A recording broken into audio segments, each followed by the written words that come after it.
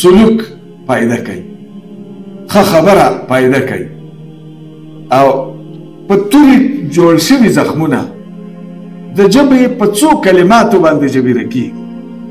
ولې موږ دا ژبه دومره غیر مهمه وګڼله؟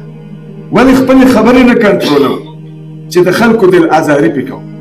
کله چې ما ته هغه ځای کې یا دلته کیمره لګېدلې ده، زه خپل حرکات سکنات کنټرول ساتم، خو الله جل شانه د خپل علم یو کیمره لګولې ده دې ټولو کائناتو ته، ویډیو کېږي تېنه، یوم تقوم الاشهاد، دغه شاهدان به بیا قایمیږي، که یو چا اوښ پټ کړی دی په هغه ورځ به دغسې په شا کوي، دا به یو ویډیوي شکلي، دا د کائناتو ذره ذره زمونږ په نیکو یا په بدو باندې شاهده ده.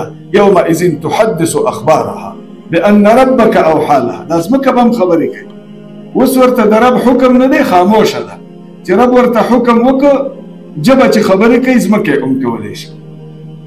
د دې وجې نه زما محترمو د دې نسبت احترام پکار دی. د ډېر مقدس صف د تشکیل خلک یو او باید خپل ملت هغه پردی نه کړو.